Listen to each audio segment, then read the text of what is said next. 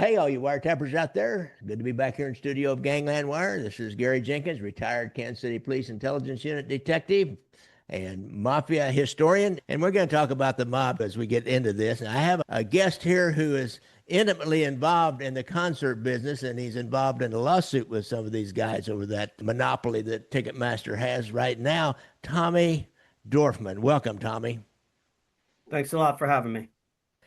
Now, Tommy, I have one question to ask, first of all, because a lot of my Chicago fans are going to want to know, are you related to Alan Dorfman of Chicago? No. No. Okay. All right. I didn't think so. I didn't think so. But you never know. We have a famous mob associate, if you will, outfit associate that was murdered back in the late 70s, early 80s. If you ever seen the movie Casino, Alan Dorfman was integral to facilitating the skim money from the Teamsters pension fund out to Las Vegas through the mob. He was connected. His father, Red Dorfman, was connected to the Chicago outfit. My family didn't take any money from the mob. You were smart.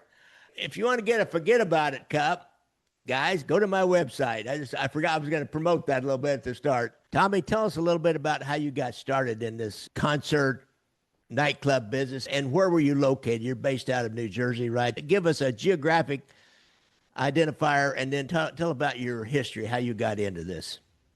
Yeah, absolutely. I'm from New Jersey. I got kicked out of my house at a young age, like 15, 16 years old. So I'm on the North Jersey, New York border, West Milford into Greenwood Lake. So I started renting to pay for my bills. I started renting houses and I was throwing underage house parties, charging people $5, $10 a cup for a keg of beer to get in. I had crazy parties going on. And at that time, I would have several hundred people come into my houses, sometimes even 500 people. You get in a little trouble. And a lot of the mafia figures out of Greenwood Lake actually were Jamesy, Mikey Blue Eyes. These guys would be coming to my house parties all the time. And I used to then bring people to New York City clubs after my house parties, legendary clubs like Tunnel, Limelight. And I would get all these guys into the front of the line because I'm bringing 200 people in. I wasn't getting paid at the time there. So they were following me to these events. And how I started in the industry. I was like at these city clubs one night, somebody's like, "Hey, why don't I pay you $1 a head to bring all these people?" I was already bringing 200 people in. Yeah. So that's what got me into the industry. Now, as you continued on, how did you progress in this nightclub industry? You're involved with a pretty well-known club that had a great sound system called Bliss, I think, back in New Jersey. So talk about your kind of movement into the more established clubs. Yeah, so when I first started in the club industry, I got my first nightclub event. I hadn't done an event anywhere. I was solo. So I was having a hard time getting a venue. Most of the clubs were owned by the mafia throughout New Jersey and New York at this time, or at least controlled by them. So I got a club, it's called Kokomo's in Paramus, New Jersey. I got the mob owner, Jimmy Famulera, to give me a Wednesday night party because nobody partied on Wednesday nights back Yeah. then. So my first event, I actually did at a Wednesday night there. I did a 1,500 person, I packed it with 1,500 people on a Wednesday. And that's how I first got involved in the business. That club was doing really well. I had no clue what I was doing at first there, let's just say.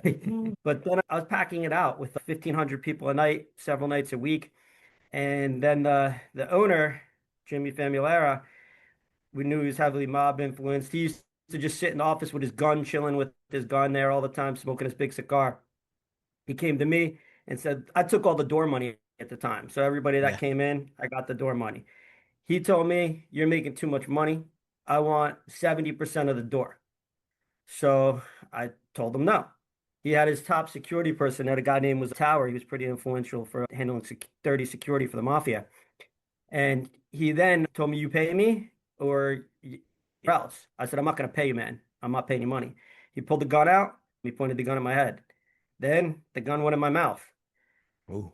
I told him, "If you want to kill me, but you're going to lose hundreds of thousands of dollars on making you in bar money right now. So make your choice." I walked out the door. I'm still here. But that was my first interactions actually in the first party in the club industry and first interactions with I had interactions with the mafia at younger ages out of New Jersey, out of West Milford and Greenwood Lake. But that was my first interactions with the mob and my first club event together in the industry. Yeah, there's a lot of them that live down there. The whole bunch of Gambinos live down there, I believe, and Lucchese's, and was it John Perna you mentioned you'd had some interaction with? Yeah, with John Perna, actually. My friend from New York, that was one of the in the case crime family, Jamesy, he was doing federal time with John Perner. FBI, when I threw these house parties, thought I was the New Jersey part of the mafia for the Screaming Yeah. Lake unit. I was just throwing parties. So I became friends with these guys.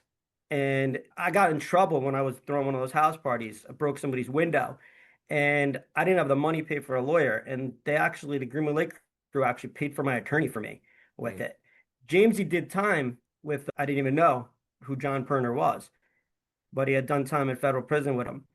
And I was in a nightclub. It was Joey's in Clifton, and I was standing there, and some dude walks up to me and he's like, "Hey, you Tommy D?" I was like, "Yeah." He's like, "I'm told to watch out and make sure you're good." From Jamesy. He's like, "I'm John Perna." I was like, "Cool, nice to meet you, man." I did time with him. That was it. That's how I first started to meet him. And then he was respectful over all the years, never causing issues in any of my venues. Yeah, it can be a help. Sometimes they get a little greedy, like that one guy you mentioned. Sometimes they get a little greedy, but otherwise they can really grease a lot of skids for you. And you're going into the nightclub business. They got all kinds of contacts and with vending machines and can help you deal with any union problems if you're a club owner or licensing issues, local government, especially licensing issues. So they can be a lot of help. You probably help grease the skids for you as you continue down your career a little bit, being known as a guy that's friendly to them. So talk about the progression of your career then. Yeah, so my career, I then started doing I started doing more events, got bigger, got better as being a promoter. I started packing out almost every major, with me and my team's hard work, every major New York club, New Jersey club, all the way down to Miami. So I was doing every major celebrity from Chris Brown, the Kardashians, Paris Hilton, pretty much name it across the board. I would constantly deal with running into the mafia in New Jersey in the club business. That was something that was a regular basis. I had one event I was putting on. It was called the venue I was doing it at. I named it Liquid, but it was in central New Jersey. I actually, by mistake, partnered with two mafia people that actually wanted to fund the event. I didn't even know they were from the Gambino crime family. We put on the event. We did about 10,000 people. But these guys wanted their wives to handle the registers. I knew then they were mobs. So I was like, shit. Their wives were actually stuffing money, emptying the registers out. We got into a big rumble, big battle, big fight. I definitely got a black eye, broken nose in that parking lot. And then I told them, look, I'm not doing business with you. Yeah. And they threatened to kill me. Then they asked for a meeting at a diner. I was in the diner. I remember it to this day. I was like, look, I'm not, you guys made more money than you ever put in. You stole all the money. I'm not doing business with you. And then they said, look, we're going to take you out. But they did, I will give the mob this. When you sat down at the table with the mafia, they at least have a conversation with you. They didn't Yeah. just come in and go, Glenn's blaring. We're going to blow your head off. They try to negotiate with you. Okay, Yeah. give us this. And they talk to you. They'd say their name. They'd shake your hand. They'd be respectful. So I give them that. Yeah. So they pulled a gun under the table, pointed at me after pointing at my leg, and they said, you're doing this event with us, or you're done." I'll tell you one thing about the mafia. They care about the Italian mafia, at least they care about their daughters. So I told Yeah. them, look, their daughter's name was Elizabeth, because actually she's the one that introduced them to me. I said, I'll tell you this, whatever you do to me, just remember you got your daughter Elizabeth. I said, so do what you got to do. I walked out of the diner there and they let me be. Ah, interesting. Wow. You walked a fine line there. You walking a tightrope, being in that club business and making money and getting attention in New Jersey, upper northern part of New Jersey at that time. Crazy. So what was this one nightclub I was reading about called Bliss? It had such a great sound setup. Yes, I opened my own nightclub. I won the number one sound system in the world with it. I was featured in almost every major publication in the world at the time with it too. And it was going really successful. Another nightclub owner wanted me out of my venue and out of the North Jersey promotion because I was taking so much business from their clubs. Tommy Gambino, I don't know if you heard of him, but Tommy Yeah. Gambino I'd ran into him in the club worlds years before, and he was actually used to go to city clubs with him, Crowbar. He came in and said, "Look, conversation with me. You got to be out of this club, and you got to be out of North Jersey clubs. That's what's been decided, and you have to Mhm. do it. And you know me, and you know what happens." And I just said, "Nah, man, not Tommy. Sorry, I can't do that for you. You know me." So when I was walking towards one of the offices, he popped up around the corner, started choking the shit out of me. Couldn't breathe. He's a big dude. I'm kicking him, trying to hit him. It was not working so good. I call up my brother Daryl. It's pretty dude. He happened to walk in the hallway, saw him, punched Tommy Gambino. That started a fight right there. I was almost choked out. I fell on the floor. I couldn't breathe. I actually ran out to my car, and I had a nice car at the time, and I grabbed a golf club and I ran into the golf nightclub with the golf club. And I was going after. I was like, you know what? This dude's taking me out now. He literally almost choked me till I died. And I went in, but then I didn't run into him. After that time, I was running a club.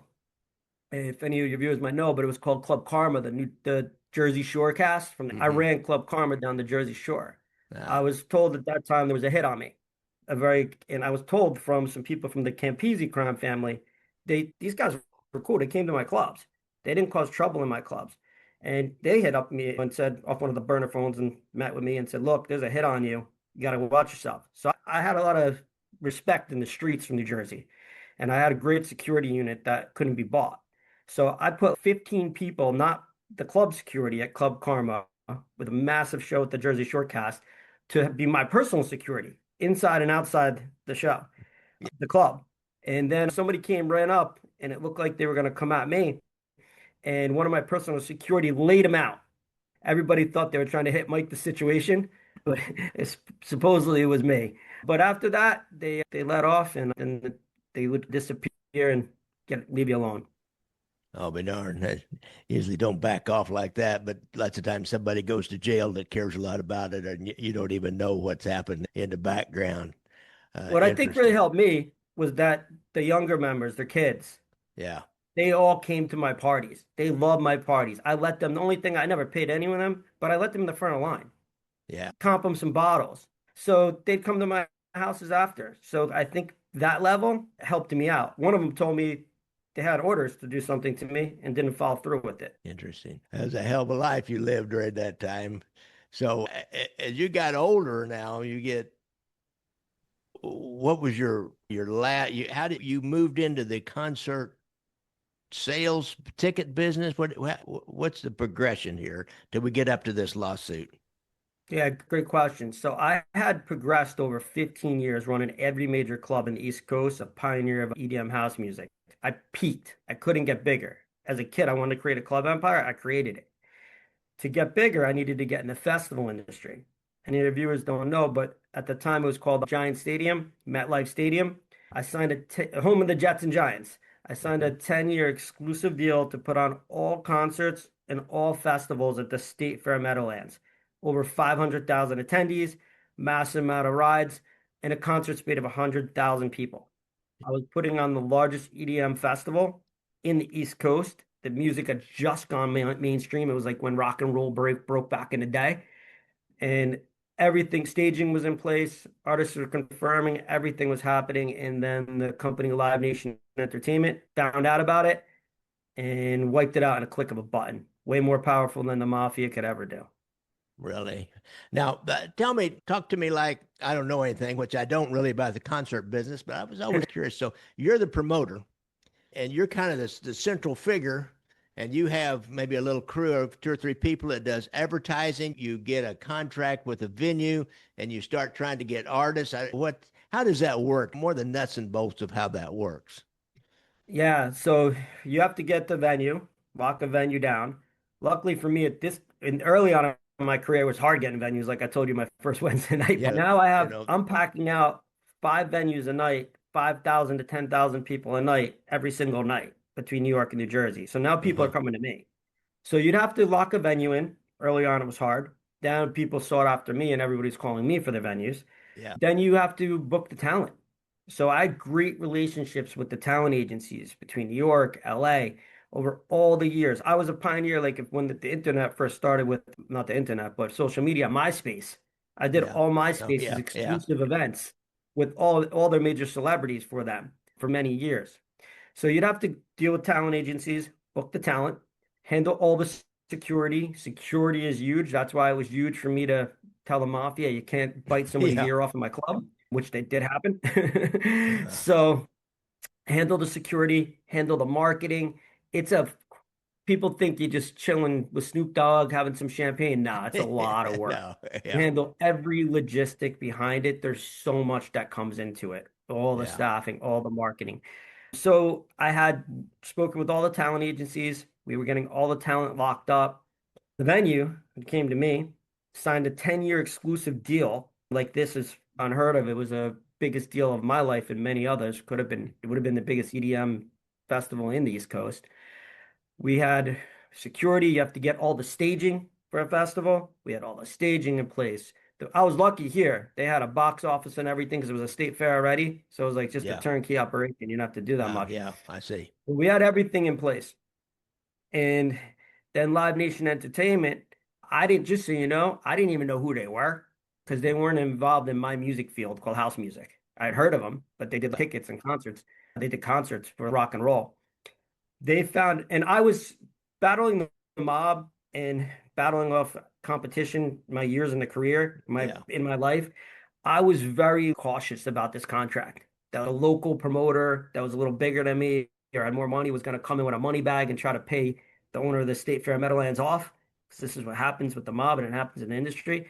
I thought they were going to do that to try to wipe out my contract. So I was real careful to make sure my contract was signed, sealed, and delivered super tight. I just never anticipated a company like Live Nation Entertainment, it's the gorilla, 800-pound gorilla, to get involved in this scene because they weren't involved in my music. My music just was breaking mainstream house music. So Live Nation came in and they came in on a multi-pronged attack. They attacked the owner of the State Fair Meadowlands, told them they're blocking, came and had a meeting with him and told him, we're blocking all his talent. We're blocking all the ticketing of the event. We're actually going to block you from even putting your fence up for your state fair. The mafia was always a lot nicer. They would have tried to negotiate. They went to the owner of the State Fair Meadowlands, the sports authority, the Meadowlands, told them, this is our fucking stadium. These Yeah. guys are robbers, thieves. Kick them out. So the State Fair Meadowlands owner told me to have a meeting with them because they're going to block the whole festival. When I went into the meeting and I'd met with many mafia people over the years, and again, like I told you, at least they always just shook my hand and had Yeah. a conversation. I went into Live Nation headquarters with their president of their company in New York and their VP of talent. I walk in the door. Hi, I'm Tommy D. Go fuck yourself. We're blocking all your tickets.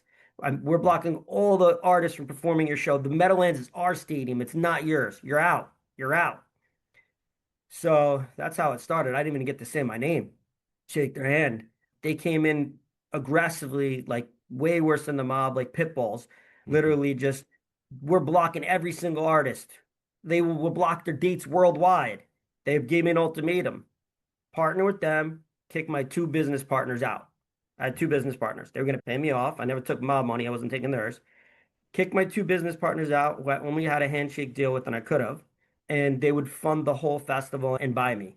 They told me if I didn't take that arrangement agreement, they would just click a button, and that was their own word, and the Yeah. whole festival was canceled. And then they said Yeah. they blocked my tickets from Ticketmaster. I didn't know Yeah. they bought Ticketmaster at that time. I had no idea. At first, I said, "You guys can't block my tickets. I've done Ticketmaster business with them for 15 years. We Yeah. bought them." And then they wiped out the festival really quickly Oh, within wow. that click of a button. That's amazing. That is amazing. That's crazy. I tell you what. So you've sued him, right? I sued them. And I ended up going homeless after this. They wiped out my career. I sued them. And I've been in federal court for 16 years now fighting them. Oh my God. I'd recently sat down with, I was on at a meeting and then I was on a podcast with John Elite Oh out yeah. of New Jersey. And I asked him, I was like, look, this is 16 years. I have so much evidence against Live Nation. I have 500 trial exhibits. Live Nation has zero. I have tape recordings talking about mob stuff. My recordings sound like the mafia speaking. I have them all tape recorded, their top executives admitting to this. So it reminds me of like the Gotti tapes. They're not played yet, but I have them. Yeah. I have all that. And I asked, I said, could the five families delay a hearing for 16 years in a federal court with having no alibi? His answer was very quickly, absolutely not. No. So it really shows the power they really have and influence. Yeah, they control that music business, and you're but one a little example of that, but it's a pretty important example. Have you been able to, can you go back to booking in smaller venues, or were they going to block you from anything? Because we have a 2,500 seat venue. I realize it's not as much money, but you have all the contacts. You go back and book some acts and do some things in smaller venues. I lost all the contacts. I lost all the connections because Live Nation bashed me through the whole Okay. entire industry. They wanted to make a lesson out of me for the one Ah, that stood up I to them. see. I Yeah. was in New Jersey. Our largest paper is called the Star Ledger at that time when papers, Mhm. everyone read them. I Yeah. was nominated the number one promoter. There's only four people nominated. Live Nation got my name removed from it. So I got blacklisted, and the mob might be able to keep you out of one club. Live Yeah. Nation kept me out of the whole entire music industry. Ah, So right now, I'm battling this fight really now for fans for the industry because Live Nation controls the whole entire music industry now. yeah. It's not even just the stadiums they own, they control it all. Way more power than I put it like an analogy. It's if a mob controls a whole entire city, not just a Yeah. few blocks. Yeah. They control a whole entire country. And now Yeah. it's spreading worldwide. Yeah. And the music business. The government will eventually have to get involved. Absolutely. And that actually did happen. The Department of Justice in 30 states filed antitrust against Live Nation suit 2 years ago. It just went to a jury trial. Uh, And during the jury trial, within the first week, after the first week, the DOJ settled the case yeah. without the DOJ's attorney even knowing he settled the case. Live Nation there's people that came out now and it's a massive amount of influence through our legislature bodies, obviously, Yes. Yeah. to settle this. But the state attorney generals, they continued the case. Bipartisan. Mhm. When's there Ah, anything bipartisan in really? this country? They Really? continue it, and Live Nation got found guilty of being a monopoly. Ah, And now, but it shows you the power they have to actually have a case settled without their trial attorney even knowing it was settled. And the judge didn't even know it was settled. yeah. But your years in a law experience, I don't know if you ever ran into that. No, I haven't. I've never run into that. The judge would be pretty bad. So they're in a remedies phase now. Yeah, the judge didn't know. And Yeah. hopefully they'll break up the company. That's what I've been calling for. So Break now up. they're doing a settlement negotiation, if you will, where they're going to meet and they'll say, okay, you need to spin off this and you need to spin off that and not having control over it. And they'll say, no, but we'll do this. So they'll be going back and forth for a year, probably for a year or two on that. It's crazy. Yeah, Live Nation has a lot of money on lobbyists and lawyers. I know that Yeah. because it's been 16 years. So I'm hoping with the state AGs it'll be a little faster than that. Yeah. Let's hope. Let's hope. All right. Tommy Dorfman, this has been really interesting. Is anything else you want to tell people? I would just tell people, look, these big companies and a company like Live Nation, they are more powerful than the mafia. Yeah. They control a whole entire industry. With at least there's five families in New York, you had competition. There's no competition when there's one company run by the godfather of Live Nation crime family, Michael Rapino, their CEO. You can't get away from it. There's no witness protection program for artists, Yeah. like there is at the World Against the Mob. And if you're in New York and you own a little store, and then they're shaking you down, making you pay kickbacks like they make all the promoters and venues pay, you can at least move to Iowa or something, get away, and you Yeah. can do business. If you're in the industry of in the live music business, there is no getting away. This is a nation and global business, so you can't escape them. So without regulators stepping up, nothing will change. So I tell fans if they care about their ticket prices, push their regulators. Live Nation plays lawyers, they pay lobbyists, you vote. You Yeah. can vote these politicians out of office. That All won't right. help you. Tommy Dorfman, do you have any social media or anything people can sign on to? Yeah, much appreciate anybody's support on my X account. It's my Twitter account. It's Tommy D Prime Tim, Prime TIM one, Tommy D Prime Tim one. Would be much any support would be appreciated. Okay. All right. Thank you so much, Tommy, for coming on the show. Thank And you for good having luck me. with you're like David and Goliath here, man. When are you gonna bring us Goliath's head? Tommy be standing up there holding Goliath's head like this. See, look. Hey, that's what I'm fighting for right there. I need the fan support though. I can't do it myself. All right. We'll get the word out. Thanks so much, Tommy. Thanks for coming on the show. Thank you again. Okay. All right, good. All right, perfect. Much appreciated. You have a great All day. right. Thank you, sir. Okay. Yeah.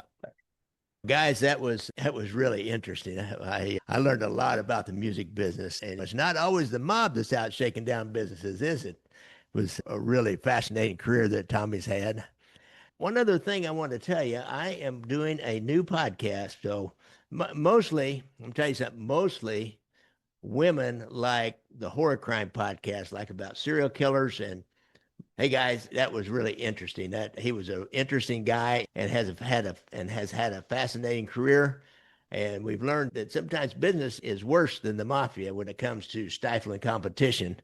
I really appreciate him coming on the show. And I want to tell you, I need to tell you one more thing. I've got a new podcast that I'm putting out. I'm going to continue Gangland Wire. So don't worry. I'm going to continue with the mob stories, but I'm going to branch out into horror crime stories like serial murderers, rapists, and those kinds of crimes, other crimes against persons, if you will, mass murders, particularly horrendous crimes, spree murders. I just was looking at one about Charles Starkweather and Carol Fugate, who did a spree murder series across Nebraska back in the 50s.